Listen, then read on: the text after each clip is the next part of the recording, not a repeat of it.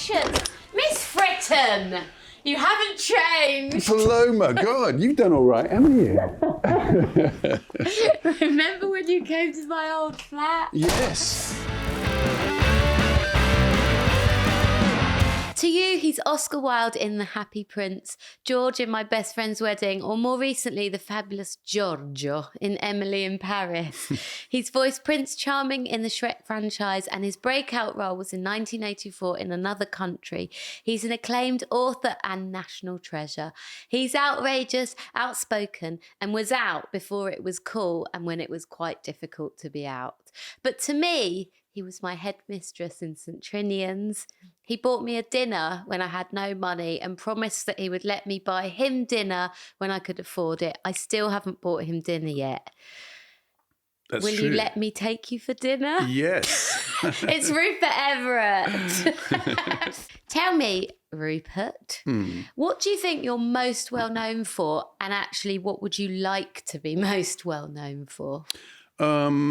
I suppose I must be most well known for being an actor.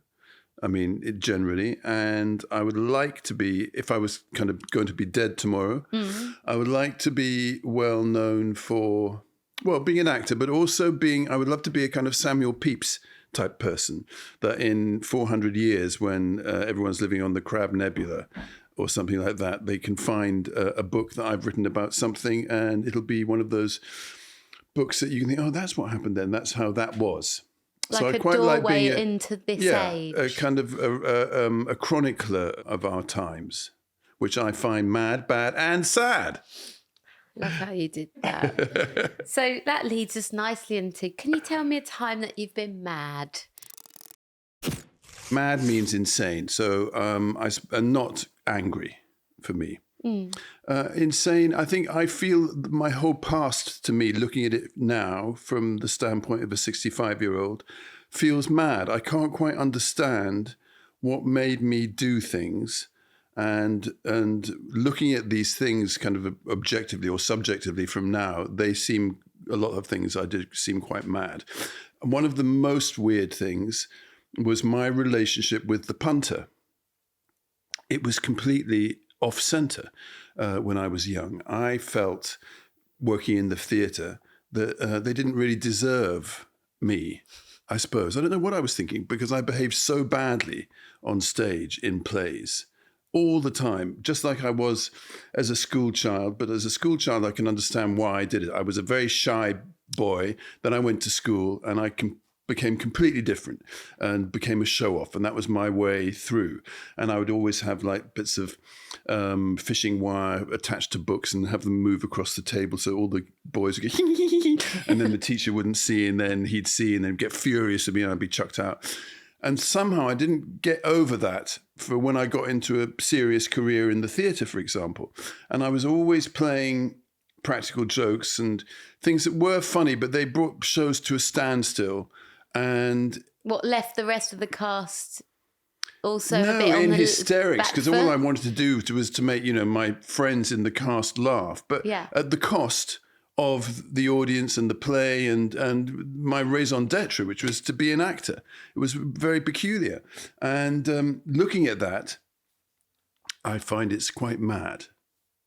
I think I was quite mad. Do you think that's self-sabotaging or more wild than mad? I don't think it's even as thought out as self-sabotage, because I never quite believe in any of those psychobabble things of self-destruction.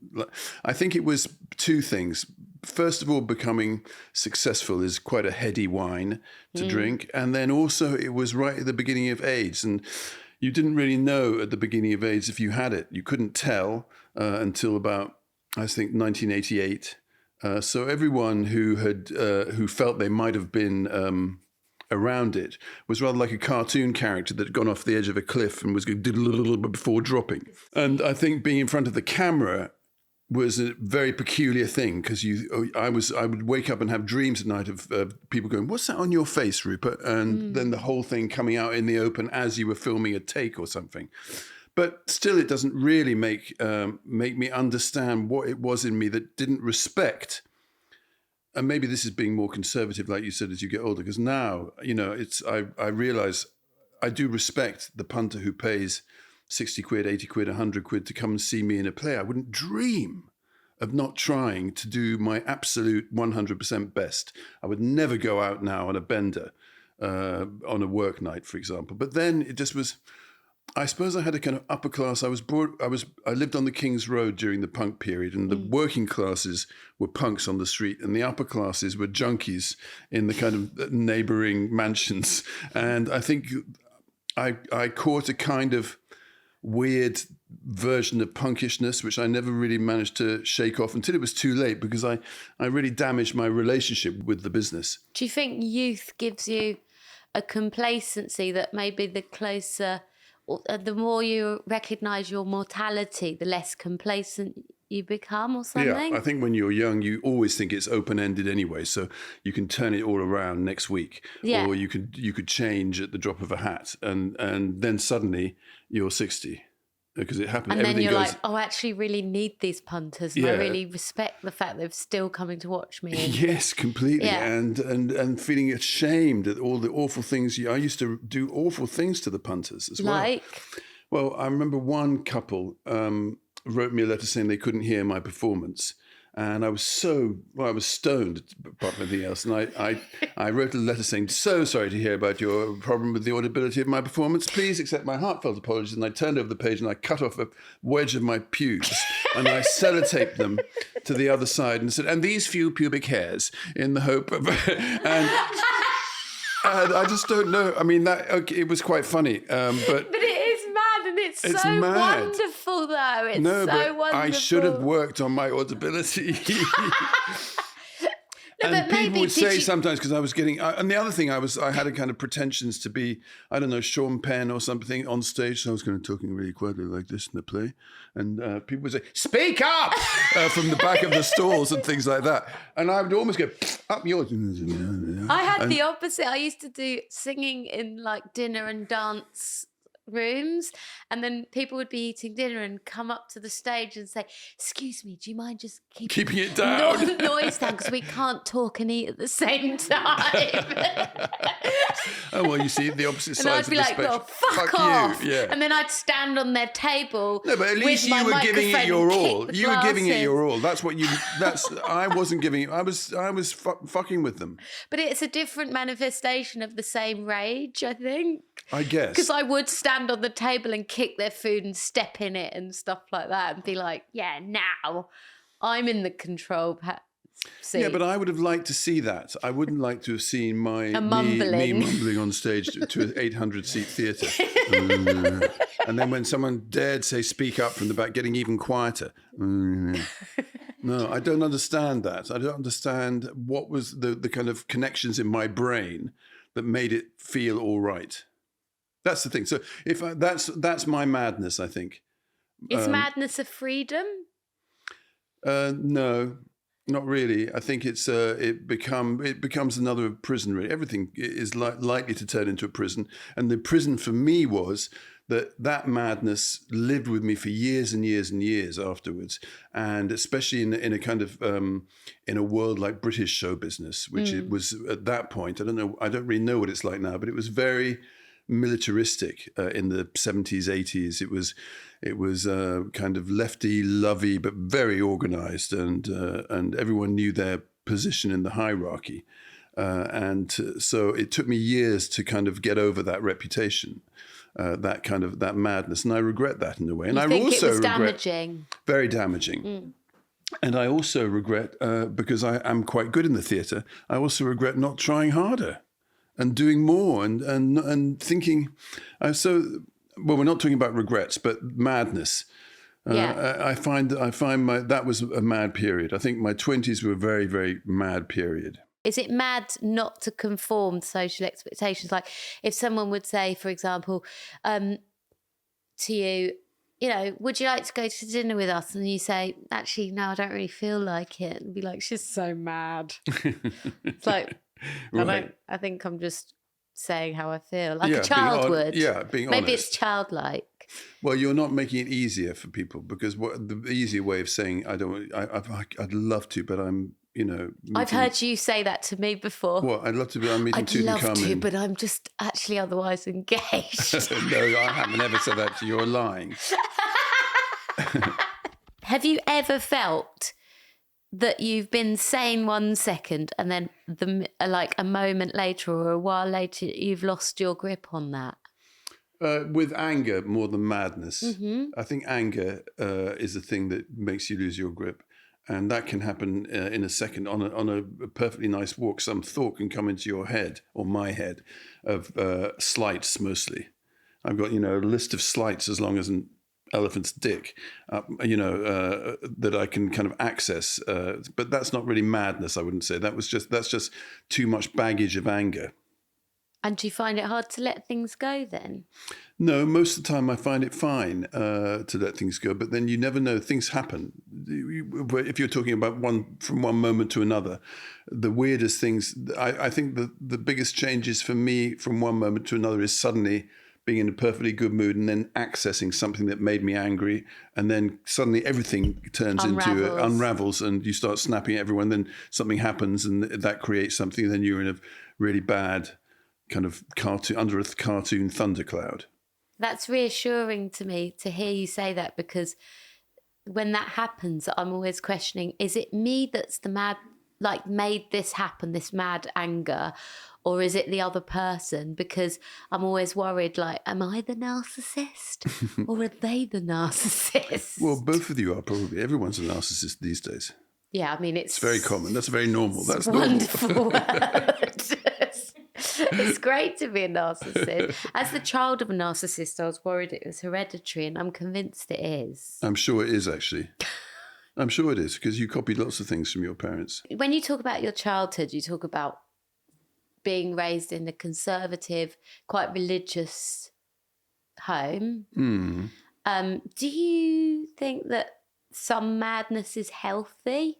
Did you find that, like, when you grew up, were you taught to suppress feelings that maybe later in life you've explored, like that? No, maybe not in a really. healthy I way? think feelings weren't, feelings have come into vogue in the last century from 0 to 100, really. There weren't feelings in the same way before Jung and Freud.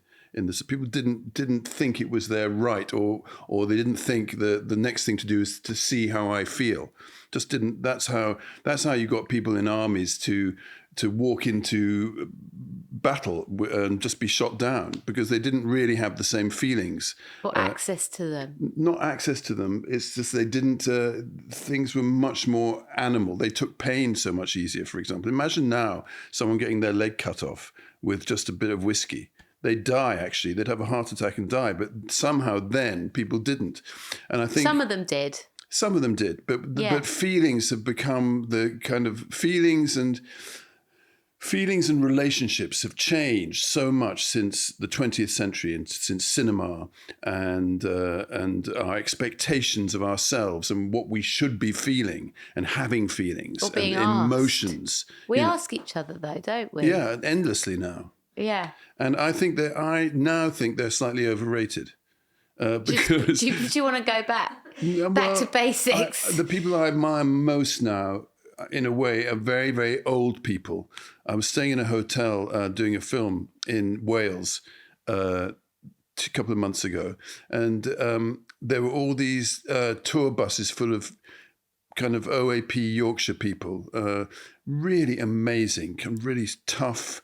All of them kind of falling to pieces because they were 85 and 80, but really, really nice. And I thought, God, and they're kind of feelings in the sense that... do you not think that that's because what my observation of that, the culture of that, the North and stuff, where I've lived there for a bit, is that you don't need to be so in touch with your feelings because there's so much community.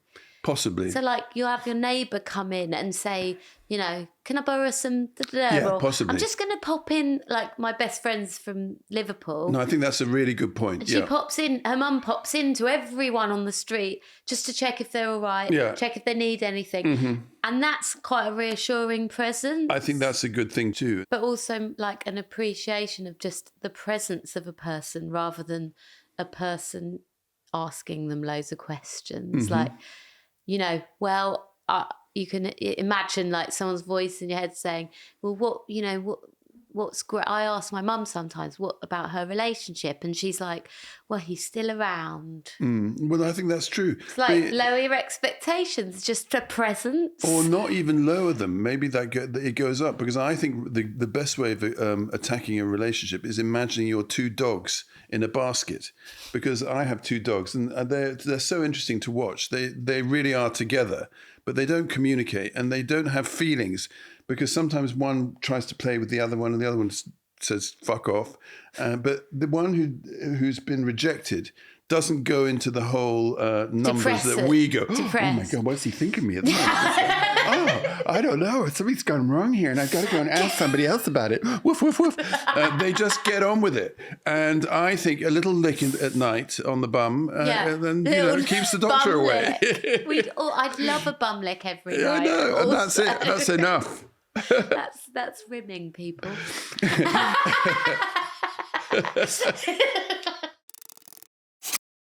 A time you've been sad, Rupert. Okay, sadness is a very difficult one for me. Why? Because I don't know. I was trying to think about things that I feel very sad about, and mostly it's in art or books or films that I can access sadness. Or melancholy. Oh, melancholy. Oh, I came out of the womb melancholic, I think, slightly. Well, that's why I thought I was surprised when you said sad, because I think they're definitely related. But melancholy is rather like acting up on stage. It's just another kind of weird type of mechanism to stop you looking at reality, I think. I don't feel melancholic now anymore, but I think my melancholy was a cover-up. Well, it's a softener of anger. In a way, you feel quite angry about everything because you always want more. And there's a safety in melancholy as well, isn't there? And it's quite fun being melancholy. It's rather like having flu, which is really lovely. It's that. Yeah, and everything. What's the point of anything? Yeah, and you can sit there in a cafe feeling miserable about life and go, what's going to happen next? I don't know. Yeah. What's the point? We're all nothing. We just matter. We're on the edge. Yeah, exactly. That's really fun. So I think that kind of thing is quite creative. Yeah, it can be creative, but that's not sadness anyway, I don't think. But when have you been sad? I'm sad. I think when people die, you get sad, or if you know people who are having a really difficult time, I think, particularly I'm thinking when we were younger, when I was younger, when people started dying of AIDS, for example, that was sad, or it would have been sad if it wasn't so terrifying. But I think mostly sad for me is, there's this poet called Tom Gunn, and I did these series of evenings at the Wilderness Music Hall reading his poems about someone going into hospital. And I couldn't get through one of them for just kind of my voice. They made me very, very sad. Do you think that your experience of death makes you sad about your own mortality? No, I'm longing to die. I would love to leave here and be shot in the back of the head. Really? Yeah. Or is that you just being an attention seeker? No, I think I would. The finality and suddenness of it would be nicer than a long, drawn-out suffering. A long, drawn-out running for the bus for an audition at the National Theatre. Forget it. If you got a bullet for me, do it now. You don't feel comfortable with sadness, though. I do feel comfortable with sadness, but I don't find it. No, I feel very sad when I hear, like, I've got to the age where lots of friends are, getting things. So I feel sad when everyone else has problems and you don't know what to do and to help them. I feel sad about, I do feel sad, but what I really feel sad about is when I access real kind of what we think of as sadness is kind of watching a film or art is really what makes me emotional, I suppose. Do you think that's because it gives you words or a way of communicating a feeling that's like very difficult to access unless helps you? Well, every sad event in your life you're living through, so you're moving through it, and there's challenge after challenge after challenge. So you don't really have time to stand back from it and say, "Oh, this is really sad," or "This is." It's like funny. Yeah. It's all kind of you're driving through life, and then looking back on it later, you think, "God, that was really sad," but actually, it's normally looking back on things that makes you feel sad, rather than, if you go and see someone who's in hospital, you're not feeling sad at the time. You're probably trying to be fun to the person in hospital. Then in retrospect, you feel sad. So in that sense, I think art has the kind of winning hand in sadness, because you watch a film, where the heroine leaves on a train and the guy gets run over by a taxi or whatever it is. And then you feel sad watching it from the outside. Inside life, I think, is an emotion. It's something that you see in the past mostly, rather than, apart from melancholy and horror or fear. I think I feel it most in art, in poems and books and films and plays sometimes, and music. I'd love to speak to you about your sadness. You mentioned about how England has been forgotten.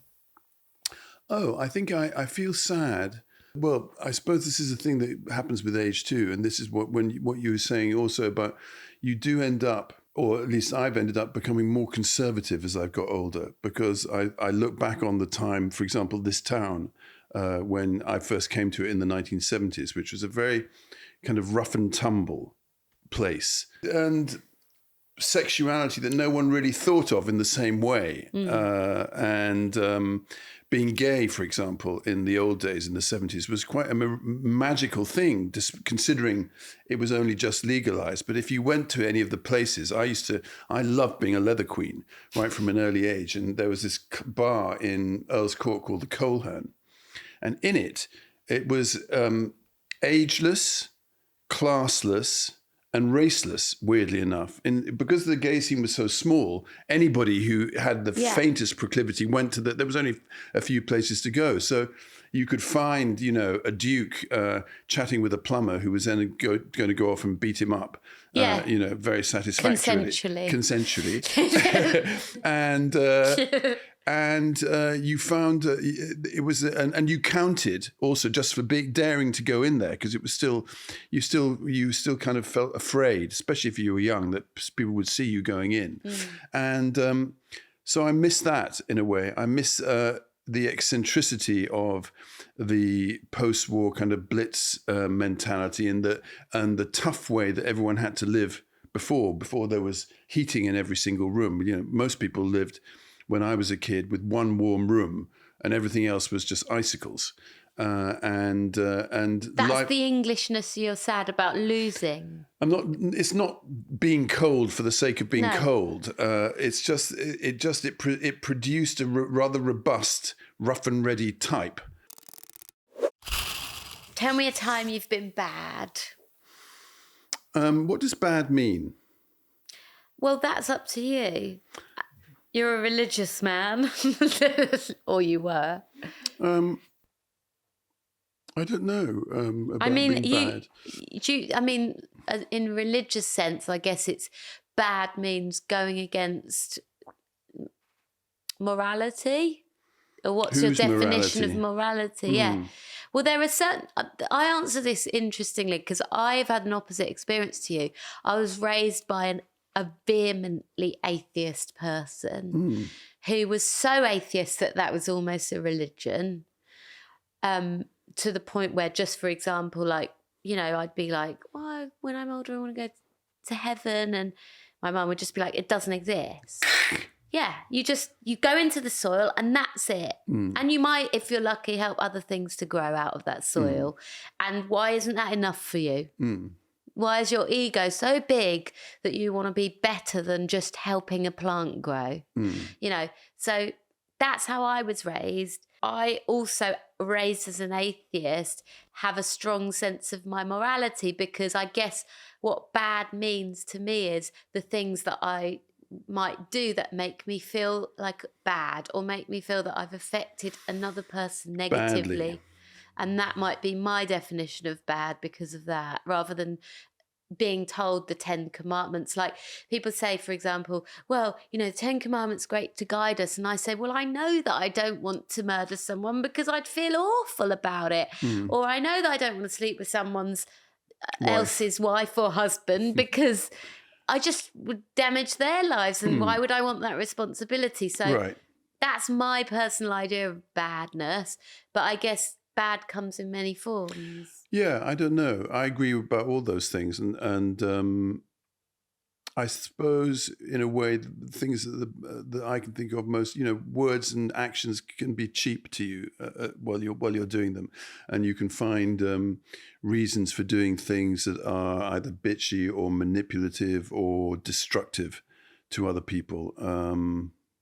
So have you done those? Have you been those things? Yeah, I think at work sometimes I disliked somebody, and kind of and I was deliberately nasty. I think that's bad. Do you feel bad about that now, or do you just forgive yourself? I don't see the point. It happened and it's gone. I mean, sometimes I was a very, was a very insecure person. So sometimes at work, I treated people got on my nerves a lot, that just, there was no reason for them to get on my nerves. I think I was quite manipulative when in those kind of situations. And I had a sharp tongue that I didn't sometimes know the strength of to some people. Those kind of things, and that is just as bad because the wave band of badness is the wave band above which the murderer suddenly knifes someone. So you're all responsible, I think, for the person who murders and for the war.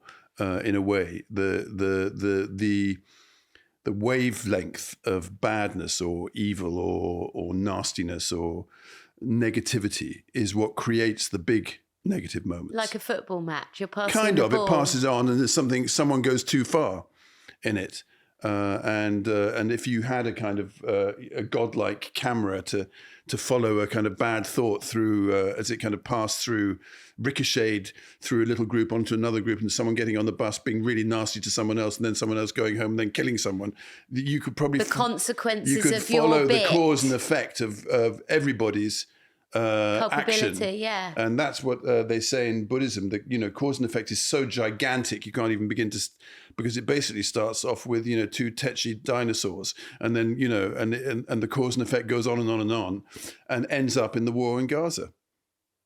Do you feel remorse for bad things you've done? I don't see the point of remorse, because that's rather like looking back at empire and just saying, "Ooh, how awful!" You should move forward. And just not do it again. Feeling remorseful is just another luxurious wank, actually. You have to move forward and be rigorous with yourself. How do you move forward? Well, you just you say, "Oh, that's what I did," and then the next time you start doing it again, you hope that you're not carried away by that side of yourself that you can't stop it, or you refine yourself. I like the term carried away. Do you feel like you can get easily carried away? Easily, like I said to you about suddenly an angry thought coming into my head, it can change the whole tone of my day. As can a lovey thought. Do you think, I mean, imagine the day when you're walking on air after a fabulous night and a wonderful shag and beautiful breakfast and a divine call from your agent, and then you walk out of the house and everything does go very well normally. Yeah, because your mood has reflected on everything and it shines back. But even that's a bad one, because that's also, it's quite fragile, that mood, because then you can come home and then you can find another pair of girls' pants in there. Whose are those, for example? And there's nothing in the fridge. And then it veers off into another way. So there has to be a way somehow of just seeing yourself, seeing what you're doing, and acting immediately. But remorse, I think, is very common. Do you feel like, so if you just move on, if somebody does something bad to you or you've been wronged, do you forgive easily, or do you accept apologies? I think if I was faced with someone, I'm easy to forgive. But what I could do, like I could wake up in the night and really never stop thinking about it and feel furious and say, well, I'm going to say this next time I see him. And then you never do because I'm too much of a coward anyway. But I think less and less now. I think that the great thing about getting old is it's one of the bad things. You become more bland in a way, but you don't have so much violent thoughts back and forth in different directions, good things and bad things. I don't find you remotely bland, but maybe comparatively to what you were before. I'm not so kind of actively anything. Just meh. Did you used to enjoy it when you were bad? Yes, I loved it. I loved even being the being manipulative. Yes, I loved it. It was you such revelled fun. in it. Revelled in it. Yeah. Do you think that goes with the sort of cliche of like a mean queen? Mean queen, yeah. Yeah, total mean queen. You were like, this is my role, this is my character, like an Antonin Artaud, like the theatre in its double. I am now out, so now I'm a mean queen. No, I just loved it. Why? Because I love being in a gang. Like, so you my ganged gang. up on people? Yes, of course. And I loved gossiping about people in a nasty way. Have you ever thought about how that might really desperately badly impact somebody? Yes, no, that's what I'm talking about. Yeah. Yes, and it's just as bad as the person murdering, in a way, because that provides this wavelength. Because the victim may then become the murderer. Yeah, this is part of the wavelength that is going through the planet of negativity. And that's but what. So we all have yes. Well, no, I didn't realize. Now I realize we all have a. It's no point saying, "Oh, I hate." I mean, I don't mean to say this, but there's no point saying I hate the war there or I feel terrible about the past. That's just wanking. All you've got to do. I love wanking. Anybody, by the way. I adore wanking. Don't get me wrong. But all you have to do is stop it yourself. Obviously. And if everyone did that, then the world would be then the greater. world would be but then no one does. So it's like if we take responsibility for our own individual contribution to the negativity, to the here and now. Yeah, that's it. It does. That must be the truth. But then we'd miss your wicked queen. Yeah, but the wicked queen. The wicked queen was was cruel. But yes, the Wicked Queen did something. But was the Wicked Queen a victim before she became the perpetrator? No. Nobody's bullied you or... Yes, but I wasn't really a victim. I was just a Wicked Queen. You're like, doesn't this evil just feel divine? It just felt fun. You spoke a little bit when we spoke about the idea of bad being bad acting or giving a bad performance or a reviewer saying they didn't think you were great good in something. Yeah.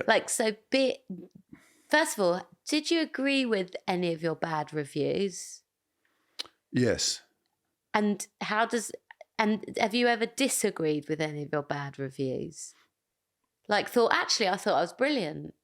Well, there's only a few that I only read the good ones. As soon as they're bad, you kind of ignore them. But once my God, I wish I was like that. I'm the opposite. I read all the bad ones. I don't read any. None of the good ones. I glean them from everybody else. So how was it, that one? But when I was in a film with Madonna, someone said I was her pet rock. I had all the liveliness of a pet rock. And did you agree? And I don't know whether I agreed at the time. I was probably, that's outrageous. But yeah, totally. Growing up in a religious household, Catholic, my grandmother was Catholic. And what I thought was funny about that was when I was, I'll tell you a little story. When I was about 21, I went out with my grandmother who's Spanish, and she is vehemently Catholic, and she said, I need to tell you a couple of things.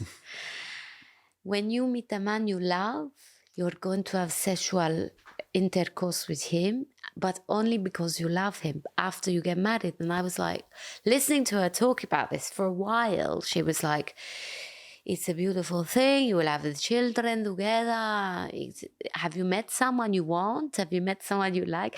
And I was like, oh my God, so many people. How do I break it to her? And I just turned to her and I said, Grandma, I'm not a virgin. And she went, and I was like, this pause.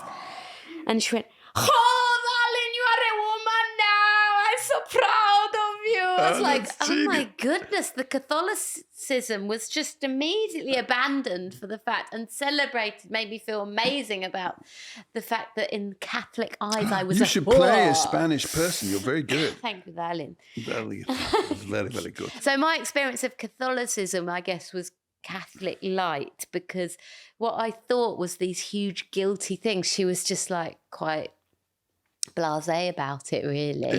In the end. But like, you were raised in a Catholic house, so how is badness ingrained in you? Well, first of all, obviously, when you're Catholic, and especially back in the day, as soon as you started having any kind of gay action or interaction, which I had from the age of 7. Plentiful. Well, very, very young too, because I went to boarding school when I was 7. And immediately we used to go around each other's beds rubbing bottoms and things like that. And then we'd have to go to confession. And without even being told about it, that's what's so weird. I knew it was wrong. So that is weird. Yeah, it's so weird, because how did Shame. I even had a dream, I mean, I don't know if this is very good, about sperm before I even knew what it was. That's interesting. It's so weird. So then I had to go to confession. We went to confession every Sunday. And I used to wrestle with what word I would use in the confessional to explain this. And you could just see the priest's face through the grill. And he'd be wearing his father, won't tell me, my son, what is your sins? And I'd say, I've been vulgar. And I saw him on the other side thinking, like, you know, because he obviously thought I'd said something, you know, rude. And so I thought, oh, he hasn't understood, but I got away with it. I've done the confession. So then went back, rushed back and rubbed more bottoms. He didn't know the details. No, because the great thing about forgiveness in the Catholic Church is you're the slate is wiped clean after every confession. You can start off again. Would you just tell me, finally, what makes you glad? Being here today oh my with God, you, you're so Paloma. American. I think He's changed. It's very nice. I think, no, I do think knowing people for a long time is quite fun. Yeah. And gladdening. What do you get from that? Well, you get a feeling of, I think we both made it through to here today, you know, which we might not have done. Oh, you and I? Yeah. Oh, that's nice. Yeah, do you think? Yeah, I feel like... I'm here in your amazing house with your Chinese wallpaper on your leopard print, you know, fabulous thing. That's your from my amazing own collection. two children's bedrooms. And I'm here, you know, with my moobs. And we're still here. And we've known each other for now... I think it's been 20 years, probably. 20. That's a long time. Yeah. I think that's quite exciting. So I think that's gladdening, and it's life affirming, and we're communicating. I think that's good. Thank you though, because I feel like grateful. You came to my book launch, and it lit up the whole place. In my stupid coat. No, it was lovely, that coat. I walked in as like a Sesame Street character. Yeah, you were yellow tights and webbed feet. But no, it was wonderful. Yeah, so I think that for me is, you know, is really as good as things can be, really. To know that we're still here and still talking. Still here and talking and communicating, and you're doing your podcast and I'm ruining it. You're just ending my whole career. I'm joking. But thank you. Thank you. It's really wonderful to still know you. Yeah, it's wonderful to still know you. Thank you, Rupert. You've been dastardly abhorrent. Oh, that was exhausting. God. I think...